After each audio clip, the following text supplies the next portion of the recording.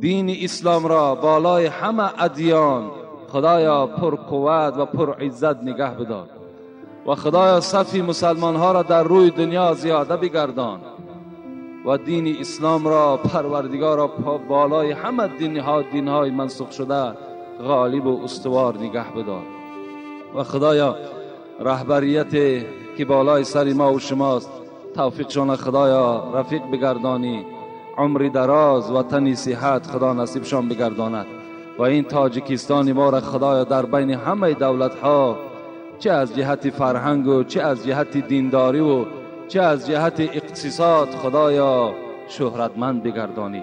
ربنا آتنا فی دنیا حسنه و فی الاخره حسنه و قنا عذاب النار برحمتک یا ارحم الراحمین. جمعه پیشین موعظه‌ای که داشتیم از سوال و جواب عبارت بود و البته چند جمعه‌ای که به سوال و جوابها به موضوعهای حقوق شوهرها و حقوق زنها ما و شما که آماده بودیم سوالهای خیلی زیاد به ما فرستادن و ما یک قسمتی او را جواب گفتیم. الحمدلله امروز هم از همان سوالها باز یک قسمتش نزد من است جواب میگویم و جمعه آینده خدا خواسته باشد در باب فضیلت نماز با شما صحبت میکنیم که البته میفهمیم که نماز در اسلام چه اهمیت دارد و اگر وقت شود در باب بی نماز هم صحبت میکنیم. اگر نشد باز جمعه آیندهش زنده و سلامت باشیم در باب شخصانی که بی نماز هستند اونها را اسلام چه حکم میکند با شما صحبت میکنم. بسم الله الرحمن الرحیم. السلام علیکم داملای عزیز. آیا افیان برای خنکی زدگی خوردن درست است یا نه؟ البته یعنی افیان از روی دستورات اسلامی این حرام است. خوردن افیان، استفاده بردن افیان این حرام است. چگونه که به شما حدیث گفته بودیم ان الله لم یجعل شفاءکم فيما حرم علیکم، که پیغمبر خدا گفته بوده است که خداوند در آن چیزی که خدا او را حرام گردانیدگی است شفای شما در او موجود نیست. یعنی افیان برای آنی که گرم است در خنکی زدگی استفاده میبرند. برای خنکی زدگی هم حلال کرده های خدا زیاد است. شما از حلال کرده های خدا استفاده کنین، چه از گوشت گوسفند باشد، چه از عسل باشد، چه از گوشت مرغ باشد که اینها خیلی گرم هستند که حتی طبیب ها برای آن کسانی که فشار خون دارند اجازت نمیدهند که از اینها استفاده کنند برای که اینها گرم هستند. برای همین آن چیزی که برای ما و شما خداوند حلال گفته است با او تبابت میکنیم. حرام هم فقهای ما و شما چی صاحب خلاصت الفتوا هم، چی فتوای عالمگیریه هم، چی فتوای هندیه هم حضرت ها رخصت میدهند در حالتی که از همه حلال کرده های خدا انسان استفاده میبرد. وقتی شفا نمیابد بعداً طبیب پیدا میشود که یقینا میداند هوایی نه که ممکن که صحت شوی نه بلکه 100% میداند که فلان حرام کرده خدا در فلان در شفا هست. اون زمان برای شما مباح میگردد که باید استفاده کنین. لیکن یک باره به حرام کرده های خدا دست نزنین برای تبابتتان. بلکه امروز خدا را شکر که شما اطراف نظر کنین چی پیشرفت در طب ما و شما هست. به دکترها مراجعت کنیم، به این حلال کرده های خدا مراجعت کنیم، انشاءالله این بهتر است. از جمیع این گوشت های حرام و از این نوشاکی های حرامی که هستند از اینا اجتناب کنید، این برای شما بهتر است. اگر شما افیانه یک بار یا دو بار اگر استفاده کنین، وقتی طبیعت اگر عادتی و گیرد شما الک افیونی میشوید. دیگر دائم لازم می شود که شما دیگر افیان استفاده برید. دوم، آیا عالم را دستش را بوسه کردن جایز است؟ در رد المختار که خیلی فتوای با نفوذ است از مذهب ابو حنیفه، ابن عابدین صاحب این رد المختار علی در المختار است. این حضرت من کتابش در این باب تماشا کردم، صفحه 383 این حضرت میگوید از جهت تبرک دست عالم بوسه کردن جایز است. دست عالم باشد میگوید، لیکن با عمل باشد، حقیقت گو باشد. دست عالمی که نامش عالم باشد لیکن خیانتی در اسلام میکند، دست وی بوسه کردن جایز نیست. حتی وی زیارتش درست نیست. بوسه کردن یک طرف.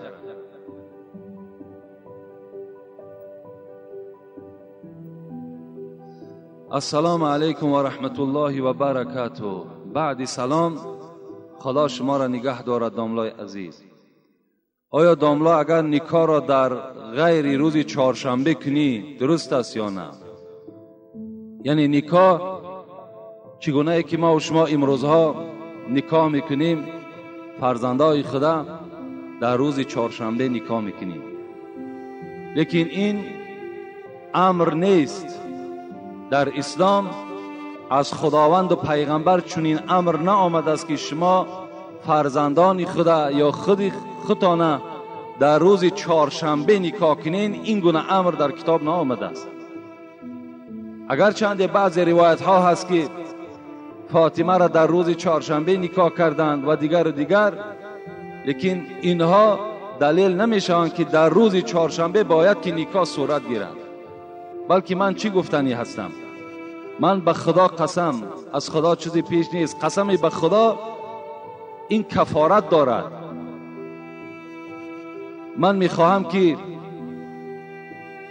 روز چهارشنبه نکاح نباشد، بلکه همان روزی که شما معرکه دارین، همان روز معرکه، در روز معرکه نکاح شما صورت گیرد. زیرا که در روز نکاح هر کدام شما در خانه نکاح گذرانیدین، یک معرکه دیگر مثل توی است. در یک خانه اگر 20 نفر 30 نفر جوانها جمع شوند، در یک خانه دیگر تا 30 دختر دیگر 40 دختر دیگر جمع می شود. حساب کنید 70 تا 80 نفر آدم در یک معرکه شب نکاح حضور دارند. چند قدر خراجات است. باید که ما و شما امروز مبارزه با ضد همین اسراف هایی که معنی ندارن و اسلام به این رخصت نداده است، باید که مبارزه برید. من میدانم که پدرها میخواهم، برادرها میخواهند، لیکن شاید که مادرها و دخترها نخواهند، یا شاید عکس این باشد. باید یک جایه شوند و باید مبارزه با این خراجات های بی معنی کنند. خداوند در قرآن میگوید و آت ذی القربى حقه والمسکین وابن السبیل ولا تبذر تبذیرا ان المبذرین كانوا اخوان الشیاطین و کان الشیطان لربه کفورا. این سوره اسراء است. خداوند در این آیت میگوید که شما ای بندگان خدا اسراف نکنید، زیرا که خداوند اسراف دوست نمی‌دارد و کسی که اسرافکار است و برادر شیطان است و شیطان در نزد خدا کافر است. اینا در ما و شما باید که دیگر کار کنیم که شرط نیست که مردم میگد، همسایه میگد، از ملامت اینها دیگر ترسیدن در کار نیست. شب نکاح چند قدر خراجات زیاد. پیش از نکاح فاتحه هست. امروزها حتی که مثل که در زنها 10 خیل 12 خیل خوراک میپزند، امروز در مردها علاقه توسعه رسیده است. بعضی نکاح هایی که میرویم اشتراک میکنیم تا 3 نمود خوراک در یک شب در دوام 1 ساعت پیش ما میارند. آیا این اسراف نیست؟ دوست می‌دارم که همون روزی که خانه شما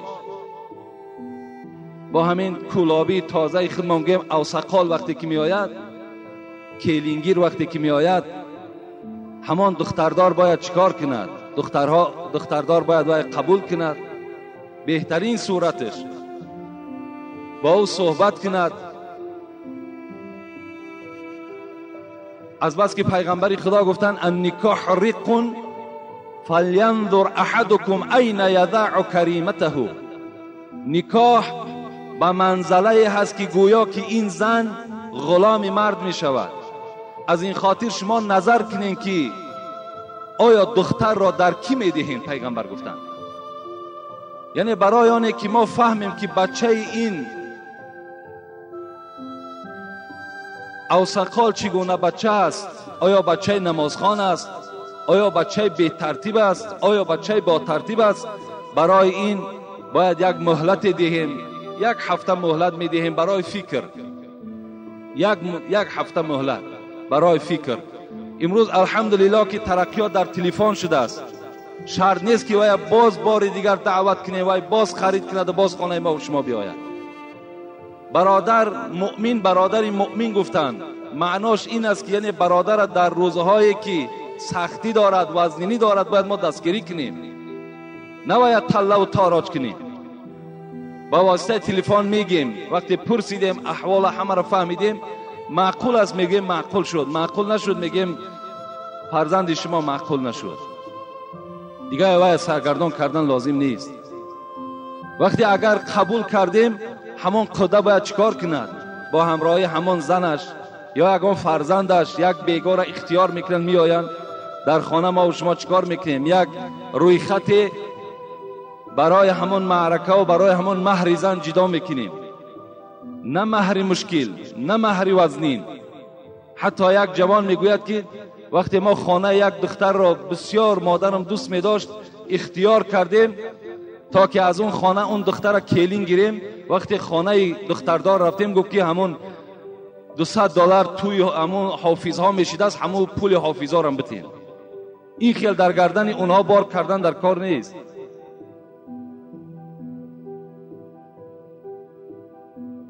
بلکه همون شب یک روی خط میانه سبک در دست اونها باید تسلیم کنیم و بعدا اونها را جواب دهیم و روزی توی اعلام کنیم. دیگر چی لازم؟ فاتحه. باور کنین سر به سر همه گناهگار میشین، به خدا قسم گناهگار میشین. اینا بدعت هستند در اسلام ما و شما. اینا کدام دشمن در بین اسلام ما و شما در آمد؟ فاتحه برآورد، روز نکاح جدا کرد، 40-50 کرته برای یک دختر میدوزین. وای دیگر یگان اندازه اون دختر تغییر نمی‌یابد. همه اون یک رزمیر است. برای خودتان یک 30 دانه کرته را یک رزمیر بخرین، سال دیگر پوشیدش میتونین؟ نمیتونین.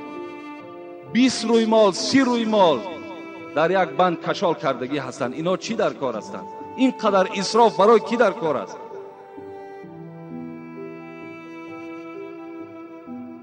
همونا را نمی شود که با همون لباس همون را پاره نکرده دادنی هستید. اولش اینقدر مشکل نیارین، وقتی اگر دادینم شرط است همه اون را کرته کنن. خوب می شود که از اینقدر کرته زیاد، از اینقدر روی مالی زیاد در دست دختر یک قرآن بده. خانه همون شوهر در که آمد قرآن بخواند، در حق شوهر و خسر و خشتامنش ببخشد. در اون خانه نماز خواند، در اون خانه یک آداب اسلامی در رعایت کند. کرته بسیاری را چیکارش میکنی؟ وقتی او آداب نداشته باشد، ولی وقتی که تمیز ندارد.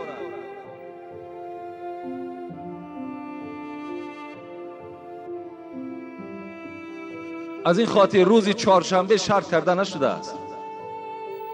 همان روزی معرکه می توانید شما جدا کنید یک وقت معینی را تا که در همان روز نکاح را انجام دهیم. با همون یک دیگی که برای مردم طعام پختین می توانید که هم نکاح را در همونجا گذرانید و هم معرکه همون تویتان گذرانید. در نکاح ها من الحال نکاح ها نمیرم. بسیاری بچه ها شاید بدانند، میان بر من خبر میدن نکاح، من میگم نمیرم نکاح. برای چی؟ باور کنیم با همین نزدیکی در یک نکاح رفتم اشتراک کردم، نزدیکم قدر نگذشته است. من دایم نکام روپرو است، یعنی شوهر در پیش عروس برده میگذارم و در بین موعظه میکنم، حق شوهر و حق زن خبر میتونم و بعد اون نکاح میکنم. این بهترین صورت نکاح انا همین است. وقتی نزد اونها رفتیم، باور کن قریب 30 نفر دختر در اطراف یک دختر جمع شدگی هستند. من فهمیدم که بهترین نکاح همون نکاحی هست که به آسانی به سبکی انجام یابد، مهر کم داشته باشد. خواهر عزیز، در حال همون نفس خطه به همین جوان ببخش، ان شاء الله بخت تو سفید می شود. وقتی از او طلب کردم، همون دوگانه های بی حیایی که نه روی مال دارند نه پیشی بری بسته دارند، باور کنین امو منظره را دیدن در آدم گویا که یک دوزخ دیده است. اینقدر منظره ناراحت کننده برای آدم مسلمان است. از زیر کش همو قپیدن تا اگر 300 سامانی نمیتین این حنه میگن 300 سامانی. این دوگانه ها من نمیدانم که مادری او هستند، پدری او هستند، تربیت کننده او هستند که اینقدر سوم طلب میکنن. اونا از کجا حق دارن؟ اونا یک سوم حرام میکنن، یک سوم. اونا چه حق دارن که در بدل بخشیدن همون دختر 50 سامان یا 100 سامان یا 300 سامان طلب میکنن؟ چرا اونا طلب میکنن؟ من مادرش فریاد کردم، در اونجا مادرها نشستگی بودن، کمپیرها نشستگی بودن. گفتم ای مادران، فرزندای شما هستند، همیشه که اینا رو نصیحت کنین که پیش از آن که 300 سامان میگیرد وای روی مالش در سرش اندازه، گردنش محکم کند. برعکس در اینجا آمده شوی دراز مثال خنده و مگنیتوفون بلند نماند. آخه این از همون منظره هایی که در نکاح ما و شما انجام می‌یابد. پدرای عزیز، برادرای مهربان، همه شما اولا شکرانه کنین که در خانه شما نکاح می شود و بعدا پیش از نکاح همون دختر را شنانین و بفهمانین که همون زمانی که ملا میگوید همون زمان ببخش که دخترم تو نیکبخت میشوی. و این دوگانه هایی که در اطراف تو هستن ها در یک کنج خانه میشینن، شرط نیست 20 دختر آوردن. اینقدر اسراف، اینقدر بی‌معنی ها در معرکه ما و شما هستند. اینا را شما میتوانید، هر یک پدر و مادر میتواند که همین ها را جابجا کنند.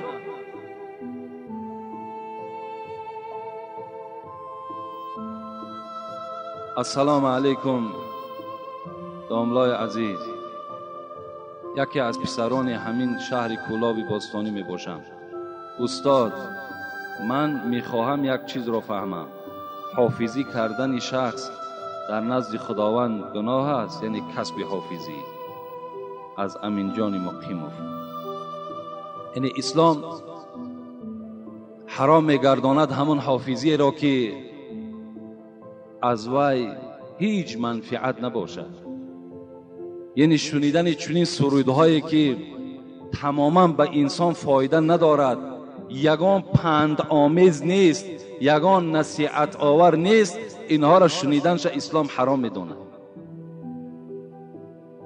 باز اسلام حرام میداند که در اون حافظی که اگر زن مردها یک جایه باشند، یک جایه رقص بازی کنند، اگر این گونه حافظی باشد و این گونه آمیخته شدن زن و مردها باشد، این اسلام نهی کرده است، اسلام این منع کردگی است. و البته به البته اون کسی که در این خیل معرکه حافظی میکند و در نزد خداوند سگ از سگهای دوزخ است.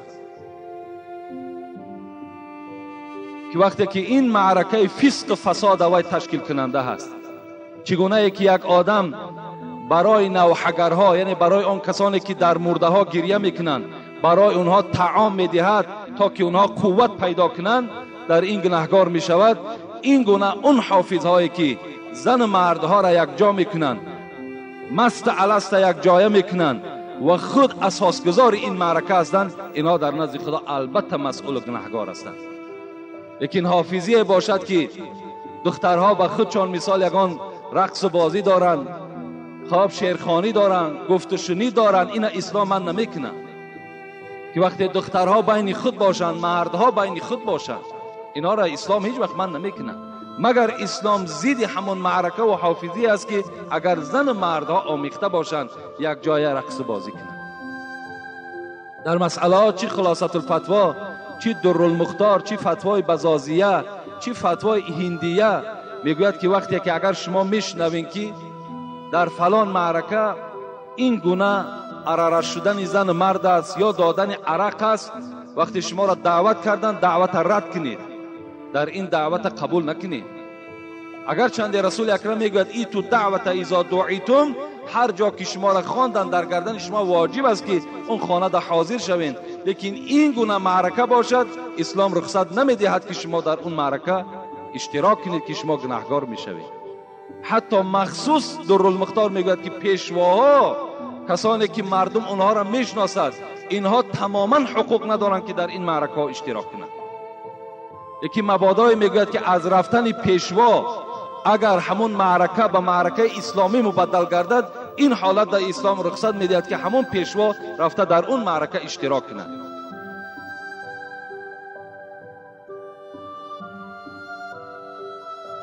السلام علیکم داملای عزیز و مهربان. خدا شما را علمتان را زیاده گرداند که از پند و نصیحت های شما خیلی بهبودی در حیات من و رفیقانم و زن و خواهرانمان پیدا شده است. ما در غایبی در حق شما دعای خیر میکنیم. کلا با شما آباد است. آیا خون کافر را بر بدن مسلمان بیمار ریختن جایز است یا نه؟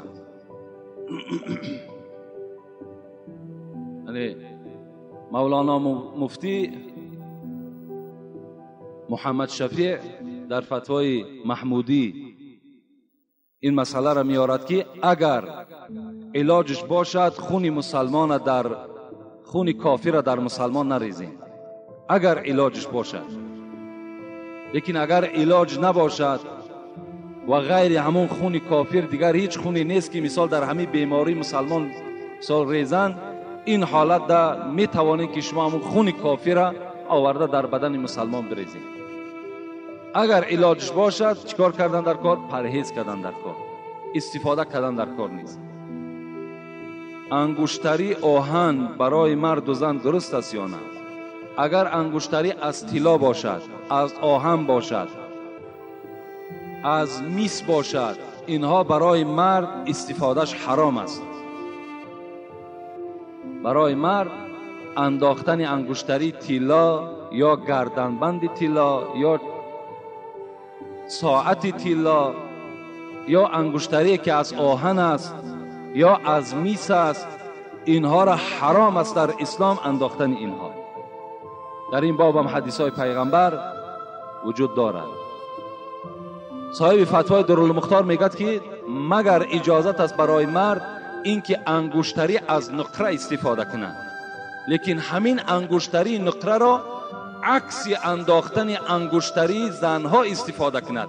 مثل که میگوید زنها نگینه را از قسم بالا میگذارند، باید مردی که انگشتری می اندازد نگینش از قسم کف باشد، این از قسم پایان باشد که زینت نداشته باشد، و باید که در دست چپ باشد و در همین انگشت که این خنصیر میگویند انا همین انگشت خوردیده باشد.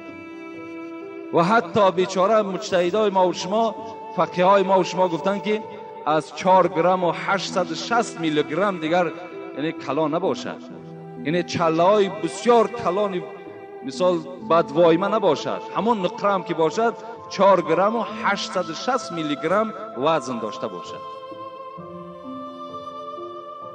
اگر علاجش باشد استفاده نکنین، لیکن بسیار اگر که دوست داشته باشین می توانین از همون چله نقرگی شما استفاده کنید.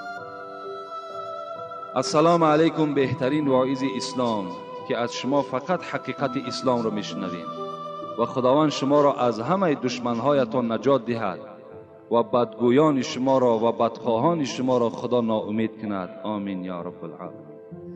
داملا گوسفند کشتم، از مکش خون برآمد و لیکن پا و دستش حرکت نکرد، آیا حلال است؟ این برادر یک گوسفند ذبح کرده است، در حالت ذبح از همان مکش خون برآمده است لیکن پا و دست نزده است. در فتواها میگوید، در فتوای هندیه میگوید که اگر گوسفند ذبح کرده است، در حالت ذبح از همان مکش خون برآمده است لیکن پا و دست نزده است. در فتواها میگوید، در فتوای هندیه میگوید که اگر گوسفند ذبح کرده است، در حالت ذبح از همان مکش خون برآمده است لیکن پا و دست نزده است. میگوید که اگر مال را که شما ذبح میکنید، چی مرغ باشد، چی گوسفند باشد، چی گاو باشد، اگر مثل مال زنده از مکه او خون برآید، اگر چنده که پا و دستش حرکت هم که نکند حلال است. و فی البزازیه و فی شرح تحاوی، یا از رد المختار صحیفه 217 است.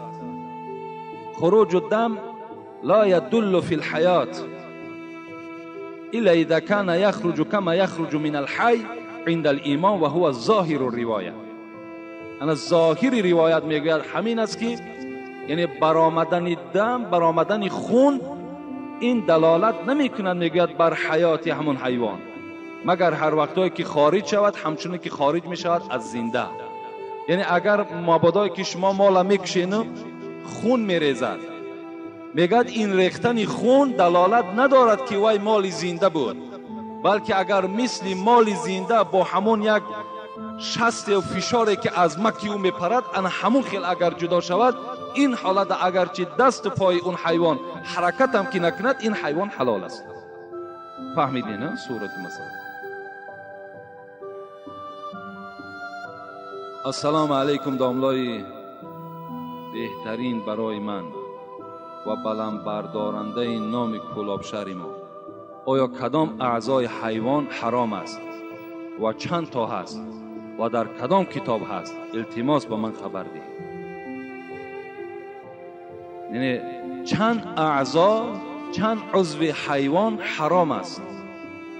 این برادر بسیار خواسته است که حتی که چند تا هستند و در کدام کتاب هستند. همین فتوای درالمختاری که من میگویم این به نهایت شناخته شده فتوا است. این حتی مردم عرب هم دستگیری میکنند. به نهایت فتوای با قوت و با نفوذ است. در صحیفه 219 همین در این باب چی میگوید؟ میگوید که 7 اعضای حیوان حرام است. 7 اعضاش کدامند؟ یکم خون مسفوح، خونه که از مکه حیوان میپرد، همان خونه که از مکه میپرد وای اگر در بدن شما پرد شما را بی نماز میکند و خود همون خونم حرام است. لیکن خونه که از در وقت گوشت میده کردن میپرد و در پاچه شما میزند وای بی نماز.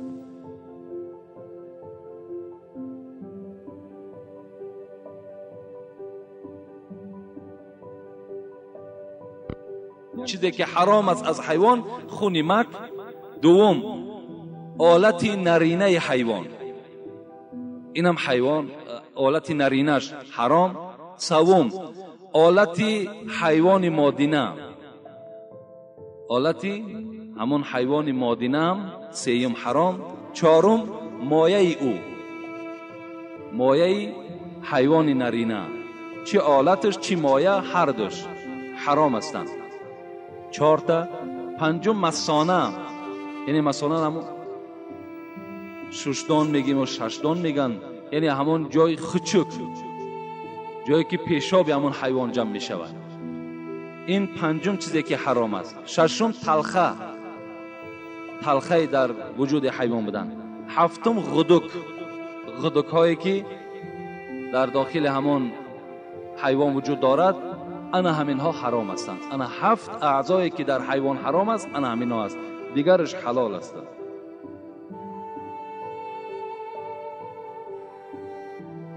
داملای محترم، در بعضی مسجدها شخصان امامتی میکنند که سوره ها را بسیار غلط میخوانند، در پس آنها نماز خواندن جایز است یا نه؟ برای کسی که اگر غلطی امام میتونه گرفته و قرائت او نظر به قرائت امام بهتر است، نماز اون کس درست نمی شود. لیکن کسانی که غلط امام گرفته نمی توانند، از امام دیده اونها بی سوادترند، این حالت در نماز همه اونها از پس این امام درست می شود. امام کسی می شود که باید قرآن خواند، قرآن درست خواند. همین محراب هم امامتی هم همون ملا و همون پیشوای را می زیبد که علم داشته باشد.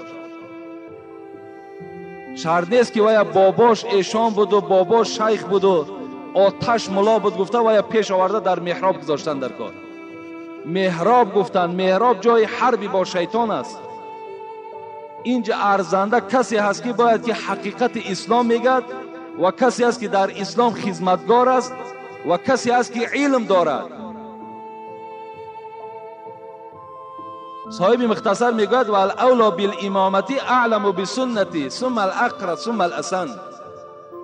صاحب مختصر خدا رحمت کند میگوید که کی امام شده میتواند، کی نماز مردم خوانده میتواند؟ کسی که عالم باشد، فرض، واجب، سنت، مکروه، مستحب و مباح و دیگر مسئله ها را در داخل نماز جدا کرده بتواند. بعد از آن قرائت داشته باشد، قرائت از مثل تجوید باشد، قرائت از روی دفتر و از روی مثال یگان از پیش خود اذیت کردگی نباشد، از پیش یک عالم گذراندگی باشد. بعد از آن باز پرهیزکار باشد.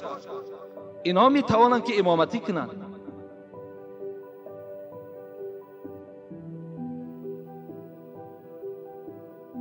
محترم داملای مهربان، الها سخنان شما را برا شود، الها هرگز خار نشوید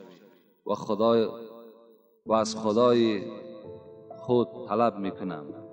یک شخص قبل از اذان پیشین سنت پیشین را در خانه خواند، به مسجد آمد تا نماز فرض برپا شدن چند رکعت نافله خواند. آیا درست است یا نه؟ با احترام مخلص اشدی شما. یعنی برای خواندن سنت اولا اذان شرط نیست. الاذان سنت للفرائض فقط فی وقتها. اذان چگونه ای که در باب اذان کتاب مختصر میگوید فقط برای نماز فرض است بس. فقط برای نماز فرض اذان داده می شود. اگر شما مبادایی که سنت بامداد در خانه وقتی که صبح میدمد میخوانید، اگرچه مؤذن اذان هم که نگفته باشد نماز شما درست می شود. اذان برای نمازهای سنت نیست. یا شما می توانید که در خانه 10 تکم یک 5 تکم یک پیش از اذان مؤذن نماز پیشین سنت چه خوانید. یعنی اذان فقط برای نماز فرض است و بس. برای همین کسی که در خانه میخواند باز آمده به مسجد میخواهد که یگان تحیه مسجد خواند یا نافله خواند یا قضایی خواند، جایز است برای او تا نماز، یعنی تا برپا شدن فرض میتواند که این نمازها را و ذکرها را انجام دهد. یگان خلل و زلل پیدا نمی شود. السلام علیکم داملای عزیز، درباره سنت های مسافرتی آیا خوانده می شود یا نه؟ یعنی سنت هایی که در سفر. امروز من به شما خبر دهم که قول اصح همین است که امروز 96 کیلومتر الکی آدم مسافر میگرداند. اگرچه فتوای محمودی امروز حتی به 78 کیلومتر هم اجازت داده است، به 87 کیلومتر هم اجازت داده است، لیکن از روی حدیث هایی که پیغمبر جدا کردن امروز 96 کیلومتر اگر شما از خانه بیرون شدین شما مسافر هستید. شما نمازهاتون همون فرضها را 4 رکعته ها را 2 رکعت خواندن میگیرین. نمیگین قصر، بلکه هم میگین نیت کردم 2 رکعت نماز پیشین یا 2 رکعت نماز عصر. شرط نیست که 2 رکعت فرض قصر پیشین. این قصر در داخل این نیت جا کردن لازم نیست. خب و سنت های مسافرتی چگونه است؟ سنت های مسافرتی را اگر چند عزیزان ما و شما فقهای ما و شما گفتند، اگر گفته است یعنی شرایطش خوب باشد، هیچ ضرورت نداشته باشد، هیچ مشکلات بالاش نباشد، بهتر است که سنت ها را خواند. لیکن اگر مبادایی که در راه سراسیمه هستند یا مثال مردم زیاد او را انتظار هستند، این حالت ها سنت ها را ترک کنند و فرض هاش خوانند و بس. این فتوای درالمختار صحیفه 585 در این موضوع هم گپ زدگی هست. میتونن به همین فتوا مراجعت کنند.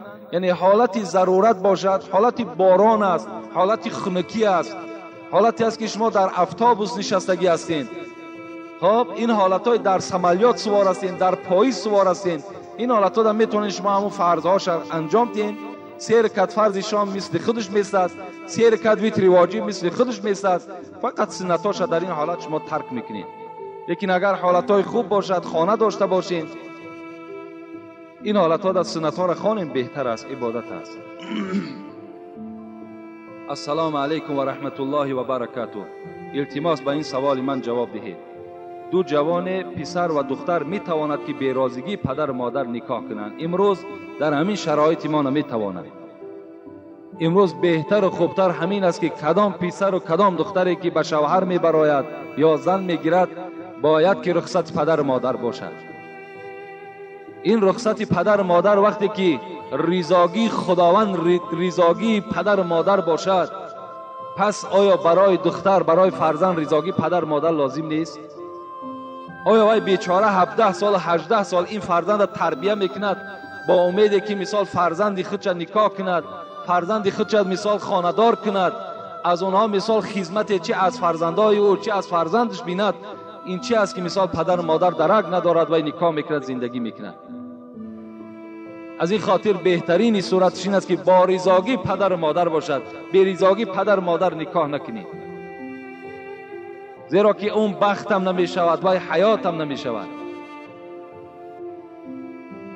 اگر چند فقیه های ما و شما میگویند که بی رضاگی پدر و مادر جایز است کردن، لیکن اگر پدر وقتی که آمد داماد دید که معقول نشد، حق دارد که نکاح اونها را بیکار کند.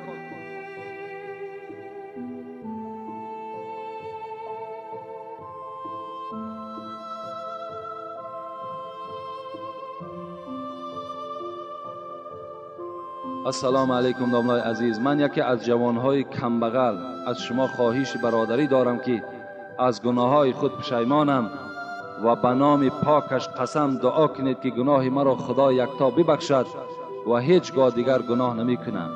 التماس داملای عزیز، پشیمانم. این کدام برادری بوده است که گناه ها کردگی بوده است، امروز پشیمان شده است و در صف مسلمان ها در آمده نماز می خواند و گفته است در حق من دعا کنید و خدا قسم دیگر گناه نمی کنم. این قسم اولا خوردن لازم نیست، زیرا ناکرده گناه در این جهان کیست؟ بگو. البته بی گناه نمی شود، آدم گناه می کند و چنان خدای داریم که البته بعضی گناهایی که از ما و شما سهوا می شود، نافهمیده می شود، آنها را خدای ما و شما می بخشد. از این خاطر میلش امروز که پشیمان شدی، الکه همین پشیمانی تو خودش توبه است. بسیار نیک کردی، بسیار خوب آمدی. دعا کنیم که خدای مهربان گناههای این بنده تا خدای مهربان مغفرت بگردان و خدایا مسلمان حقیقیش بگردان و در اسلام خدمت کردن خدا بر این بنده خود موفق بگردان. آمین یا رب العالمین. بسیاری آدمالی توبه کنی و پشیمانی را نزد حضرت امیر جان دمی روان میکنند، حالا که توبه را نزد خدا کنین، فقط از خدا توبه کنین، پیش حضرت امیر جان رفته توبه نکنین، این در گناهگار میشوین. شما الکه این معنای را دارد که از خدا ده هم حضرت امیر جان شما بزرگ میشمارین، نزد خداوند توبه کنین.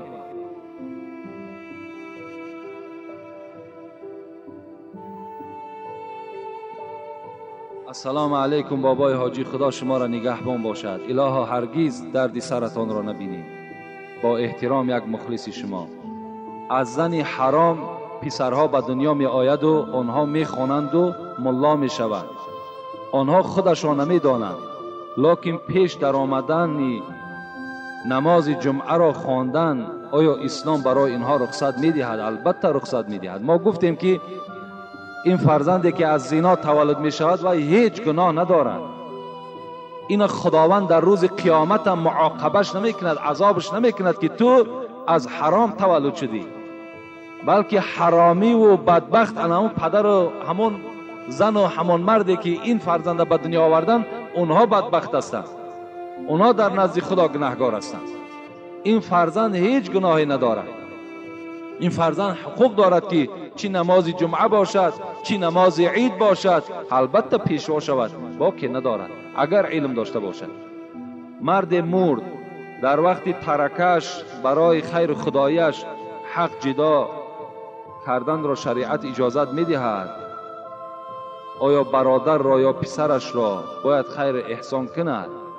یعنی هیچ وقت از مال انسانی که از دنیا میگذرد برای خیر احسان او مال جدا کرده نمی شود، بلکه آن مالی که از همان پدر و مادر ما و شما میماند، اون فقط باید که وارثای او میراث میبرند. اگر پدر از دنیا گذرد، زن او فرزندهای او مال او را میراث میبرند. دیگر یک قسمت مال او را برای خیر خداییش گفته جدا نمیکنند. این گونه در شریعت حکم آمدگی نیست. یکی اگر فرزندهای او از پیش خود برای همون خرسندی ارواح پدرشون اگر خیر احسان کنند، این در اسلام اجازت میدهد، اگر شرایط داشته باشند، اگر دستشان برسد. لیکن مخصوص از مال پدر، مثال اگر $500 از پدرش مانده باشد، $200 را جدا کنند که این برای پنجشنبگی ها و این برای چهلم و هفتمش و این $300 دیگرش برای زن و کودکاش تقسیم کنند، این نادرست است. همون $500 که مانده است همه را بین وارثاش تقسیم میکنند. خیر احسان چیزی که همون خودش به دستش کرده است، جزای همون در روز قیامت میبیند. این خیر احسان هایی که امروز ما میکنیم، هیچ پدر و مادر به امید نشود که خالی از ریا و خالی از زقیدن نیست. هیچ پدر و مادر بیچاره با امید نشوند. کدامی که میخواهد در قیامت سربلند شود، قبر او آرام باشد، در همین دنیا به دست خودت بکن. زیرا امروز چنان گرانی آمده است، چنان مشکلاتی آمده است که باور کنین دیگر ناعلاج خیر احسان میکنی. برای خدا نمیکنی، فقط برای مردم میکنی. برای همین این هیچ ثواب به پدر و مادر نمیرسد و هیچ اولاد نمیرسد. خوش به حال هم پدر و مادر که با دست خودشان چه عبادتی میکنن، چه خیر احسانی میکنن، انا اون فایده میکنن. امروز من میبینم به حساب بیچاره بسیاری جوان ها میان شکایت میکنن که پیش همین پنجشنبگی را بگیرین، پیش هفتم بگیرین، زور ما نمیرسد. لیکن چند درنده دیگر تیاری دارد که مثال باید که ما در همون خانه هجوم میکنن، 10 کس و 15 کس ناوسته وای از کجا میابد بیچاره، چیکار کنه وای سرسان و سرگردان به ملکای روسیه در زیر همون تحقیر کافرها شب روز بیچاره بیمار شدگی آمده شکم درنده ها را سیر میکنه. بسیار گناه است. باور کنین پدرها این سخت نیست. باور که من از مهربانی به همه شما مراجعت میکنم که همین خانه ای که ندارد باید که همه کسا محاکمه که مجبور که نمانینش کردن. اگر چوندی میخواهد، اگر چندی که نمیخواهد، لیکن از برای شما میخواهد که باید طعنه نکنن که فردا مثال خیر احسان نکرد. لیکن میبینین همون شرایط ندارد، همون با همراهی وکیل و با همراهی همون ملایی که در محله است مجبور کرد که بچم نکنم این کاره. ثوابت میفارد، میلش این قوتت به همین یک سوزمه است، گفتی چیزا یگان قلمه است، یگان دانه دیگر در همون یگان همسایه برای دلت خرسند شدن تقسیم کن. بس شرط نیست این معرکه کلان آراسته کردن. السلام علیکم داملای شیرین سخن و شیرین بیان. یک برادرمان پیش از همین جمعه آمدن گفت که همون چیزی که در خدچه ها می نویسیم همش خوان داملا. یعنی در اونجا بعضی تعریفات هایی که میکنن من گفتم نمیخوانم، اون کس باشد داملا که مردم که دوست میدارن، مردم احترام میکنن، امرا خوان. گفته همون از ما التماس کردن، از این خاطر بعضی همون جمله هایی که درازی بد هستند، راستی بار وقت گیر هستند، من برای وقت میگیرد برای اون نمیخوانم. من 40 ساله عمر دارم و اولاد و اجدادمان بسیار است. از کلاب تا دوشنبه همه امان تو را دوست می‌داریم و احترام کرده کسیته ها را گوش میکنیم. دعای خیر به شما میدهم. یک سوال دارم داملای عزیز، در حیات غمدار هستم، بسیار غمدار هستم از حساب فرزندهایم. آیا درست است که من از خدا طلب کنم که تیزتر جانم را گیرد؟ از دنیا مانده شدم. با احترام مخلصی شما. بسیار از در اصل امروز غم و دقت همین مشکلات هایی که بالای ما و شما آمده است، باور که آدم وادار میکند که از همین دنیا بیزار می شود. وقتی آدم قرضدار می شود، وقتی آدم بیچاره بی وطن می شود، در بدر می شود، بعدا مجبور می شود که پروردگار آخی همین حیات برای من چی در کار است؟ خدایا از این گونه حیات برای من مردن خیلی بهتر است. گفته هر یک انسان از حساب همین معرکه های بی جای ما و شما، از همین آزارهای زیاد عاقبت چی می شوند؟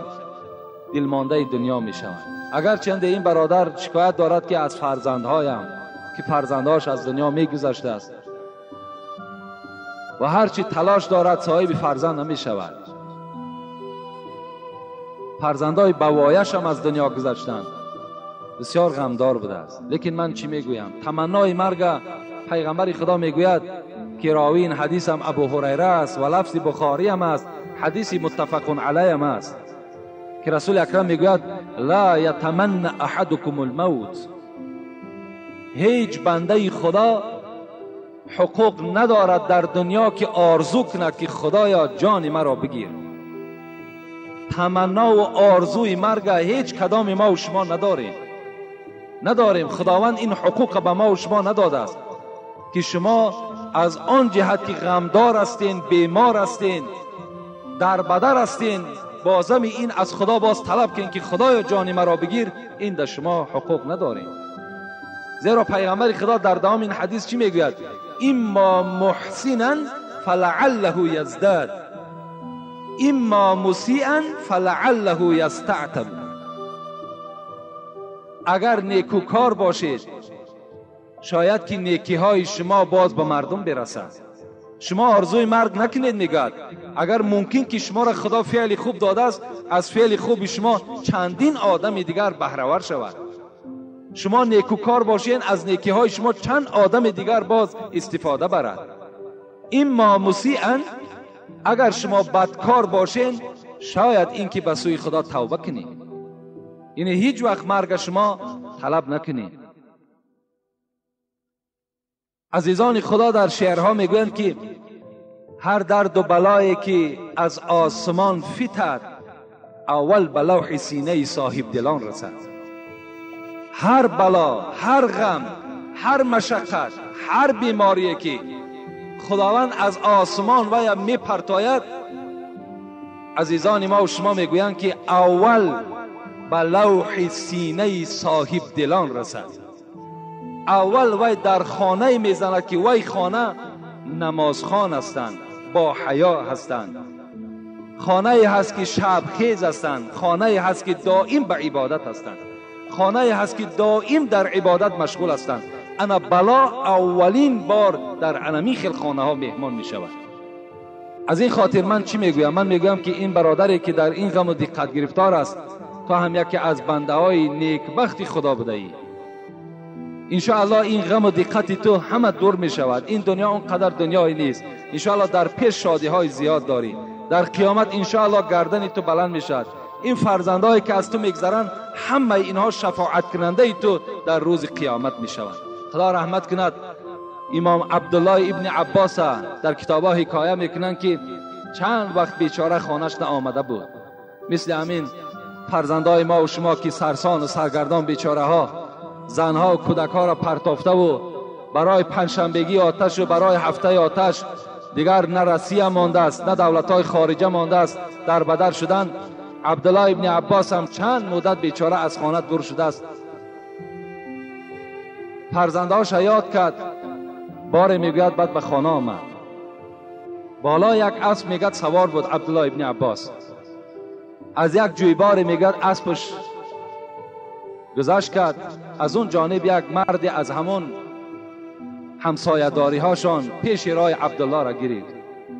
گفت عبدالله گفت با تو گفت یک خبری ناخوش میدهم.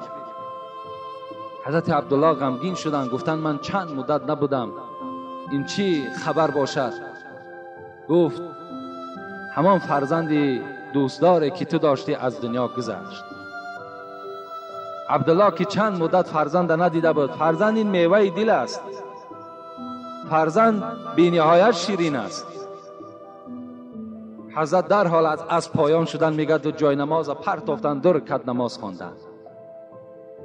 این مرد بازگشته گفت عبدالله گفت من به تو خبر مرگ فرزند میدهم و در کار تو حیرت ماندم، تو باشی نماز میخوانی. حضرت عبدالله چی گفتن؟ اعوذ بالله من الشیطان الرجیم بسم الله الرحمن الرحیم یا ایها الذین آمنوا استعینوا بالصبر والصلاة ان الله مع الصابرین. گویا بنده خدا گفت در اصل گفت این خبری تو گفت جگری مرا ریش کرد، این خبری تو مرا بسیار گفت ناراحت کرد. لیکن تو بیخبر هستی که خدا در قرآن گفته است ای کسانی که ایمان بر خدا دارید، هر وقتایی که طلب کمک میکنید، طلب یاردم از خدا میکنید، با نماز و با صبر کنید، نماز خوانید، صبر کنید، این حالت از خدای خود کمک طلب کنید. ان الله مع الصابرین، این حالت خدا همراه صابران است. از این خاطر این برادری که فرزند خود از دست میدهد غم دارد، دقت دارد. برادر عزیز، باز من به تو خبر میدم که عزیزان میگوید در این عالم دلی بیغم نباشد، در این عالم دلی بیغم نباشد، اگر باشد دلی آدم نباشد. در عالم دلی بیغم نیست برادرای عزیز. اگر دلی بیغم هم که باشد، شاعر میگوید دلی آدم نیست وای. اگر دلی آدم باشد وای البته غم دارد. خدا رحمت کند صاحب تذکرة الاولیاء را. از ابن عطا حکایه میزند. دوستان خدا را بینیم. میگوید 10 فرزند داشت ابن عطا، 10 فرزند، و هر جا که سیاحت می برآمد همراه همین فرزنداش می برآمد. بار میگوید در بیابان با همراه این 10 فرزند 10 جگرگوشه خود به سفر برآمد. و ناگاه میگوید از پیش یک گروه رازنها اطراف ابن عطا را همراه این 10 فرزند احاطه کردند و مال ابن عطا را تله و تاراج کردند و برای آنه که هیچ شاهد نماند یک نفر در پیش پدر قتل میکردند. چه یک منظره مشکلی هست. شما تصور کنین که وقتی به خانه شما یک ظالم، یک دزد می درآید، مال و ملک شما را میگیرد و در نزد شما تمام فرزندهای شما را نابود میکند، چه مشکلات بالای شما می آید. ابن عطا میگوید با چشمهای خود نگاه میکرد، فرزند کلانیش قتل کردند. ابن عطا به آسمان نگاه میکرد و میخندید. دوم فرزند قتل کردند. حضرت لبخندش تماما گم نمیشد، خنده در لبهاش پیدا شد. سوم فرزند قتل شد. آمد به 9م فرزند رسید. 9م فرزند در پیش ابن عطا به قتل رسانیدند. و این فرزند که خردترین فرزند بود و دوست داشته ترین فرزند ابن عطا بود، گشت گفت ای پدر، گفت بیرحم پدر بوده ای. 9 فرزند تو را در پیش تو قتل کردند. تو را باشد در لبهای تو خنده است، خنده تو اصلا از چهره تو کنده نمی شود. تو به سوی آسمان نگاه میکنی و میخندی. آیا خرسند شدی؟ ابن عطا چی گفتند؟ برابر شنیدن این فرزند آخر ابن عطا را میگه گریه فرا گرفت. حضرت میگه گریه کردند و گفتند که قسم به خدا، گفتند ای فرزند، ای جگرگوشه، گفتند در هر یک قتل شما گفتند چنان بی‌ضابطه می شدم، چنان ناراحت می شدم، لیکن چیکار کنم که آن ذاتی که تقدیر به این احوال کشیده باشد، چیکار کنم که این روز را که خدا بر بالای شما خواسته باشد با اون ذات جنجال کرده می شود. قسم به خدا گفتن 70 بار ای فرزند عزیز، گفت من به سوی خدا دعا کردم که خدایا فرزند مرا اقلا یک تش را نجات بده. از نزد خدا الهام می آمد که ابن عطا اگر لبخند تو از لب تو گم می شود و اگر تو ناآرام و داد و فریاد زنی، قسم به جلال و عظمتم که از دیوان عزیزانم خط می زنم نامتر. دوستان خدا در اینها صبر کردند. ما بلا را به کس عطا نکنیم، ما بلا را به کس عطا نکنیم تا که نامش ز اولیا نکنیم. این بلا گوهر خزینه ماست، ما به هر کس گوهر عطا نکنیم. خدا میگوید ای بندگان خدا، شما در غم، شما در دادن فرزند، در بیماری شما داد نزنین، فریاد نزنین، زیرا هر بیماری و هر مشقتی که می آید همه این به اذن من می آید، به اجازت من می آید. من تو را دوست می دارم ای بنده ای خدا، من تو را دوست می دارم. این بلاها را بالای تو می آرم تا که تو صبر کنی، تا که در این صبر من برای تو مکافات نصیب کنم، من برای تو اجری بیگران نصیب بگردانم. این است مقصد خداوند ما و شما. از این خاطر برادر عزیز هیچ وقت راه افتاده نشو. همه اینها را همچنان بدان که پروردگار تو را نظارت دارد و تو را امتحان میکند. اگر سوره بقره را تماشا کنیم، خدا در قرآن چی میگوید؟ ولا نبلونکم بشیء من الخوف، من الخوف، ولا نبلونکم بشیء من الخوف والجوع ونقص من الاموال والانفس والثمرات. والثمرات، مقصد ما همین والثمرات است.